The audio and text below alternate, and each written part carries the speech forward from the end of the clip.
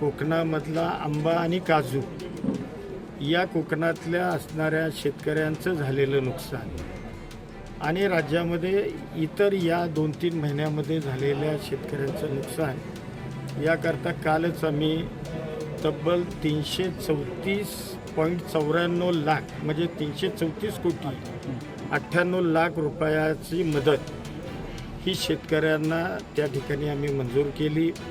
कोकणामधील आंबा आणि काजू उत्पादक जे शेतकरी आहेत यांना यामधली 209 कोटी रुपयाची मदत ही देखील आम्ही मंजूर करण्याचा प्रयत्न केलेला आहे.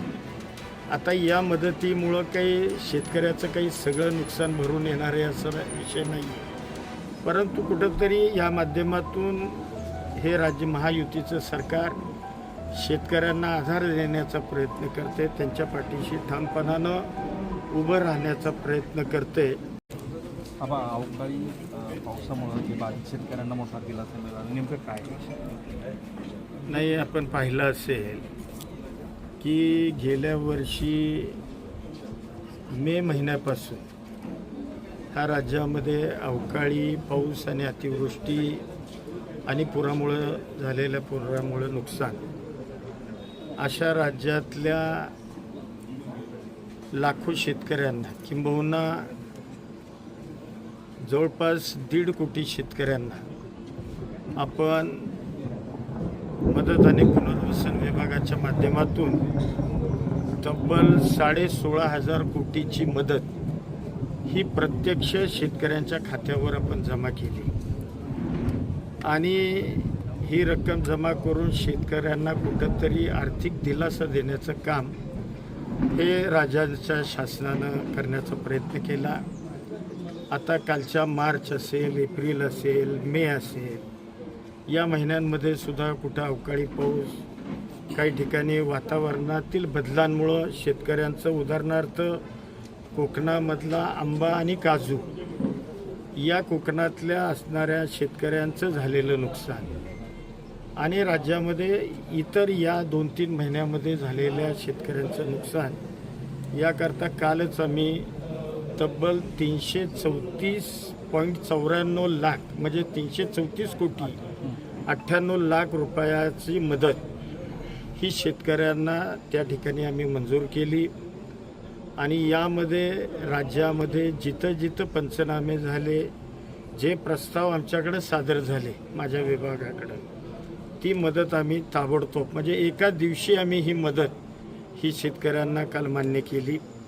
विशेषतः यामध्ये कोकणामधील आंबा आणि काजू उत्पादक जे शेतकरी आहेत यांना यामधली 209 कोटी रुपयाची मदत ही देखील आम्ही मंजूर करण्याचा प्रयत्न केलेला आहे. आता या मदतीमुळं काही शेतकऱ्याचं काही सगळं नुकसान भरून येणार आहे असं विषय नाही आहे, परंतु कुठंतरी या माध्यमातून हे राज्य महायुतीचं सरकार शेतकऱ्यांना आधार देण्याचा प्रयत्न करते, त्यांच्या पाठीशी ठामपणानं उभं राहण्याचा प्रयत्न करते. अशा पद्धतीचं काम हे या महायुती सरकारचं निश्चितपणानं सुरू आहे. आता आपण बघतोय, आता पावसाचं एकूणच राज्यामधली परिस्थिती बघितली, काही ठिकाणी अतिवृष्टी निश्चित झालेली आहे. त्याची नुकसान भरपाई जसे पंचनामे आम्हाला प्राप्त होतील त्या पद्धतीनं तीही नुकसान भरपाई जिथं कुठं मदत देणं राहिलं असेल तीही मदत आम्ही देण्याचा प्रयत्न हा आमचा निश्चितपणानं राहणार आहे.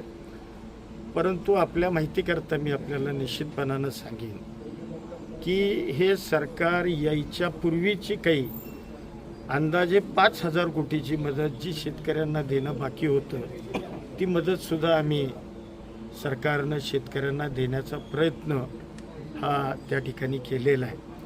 आता एकूणच दुष्काळ सदृश परिस्थिती किंवा दुष्काळच काही भागांमध्ये पडलेला आहे.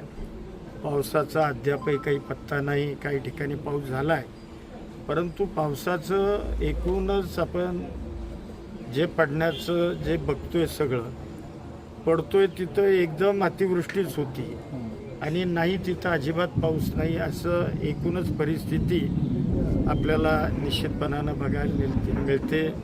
अल निनोचा प्रभाव हा निश्चितपणानं आहे. त्यामुळं अनेक या हवामान तज्ज्ञांनी आपल्याला सांगितलेलं आहे की यावर्षी तुटीचा पाऊस देशामध्ये पडेल आणि राज्यामध्ये सुद्धा पडेल. त्यामुळे याकरता सुद्धा येणाऱ्या परिस्थितीला शासन हे खंबीरपणानं त्या ठिकाणी या येणाऱ्या परिस्थितीला सामोरं जाणार आहे.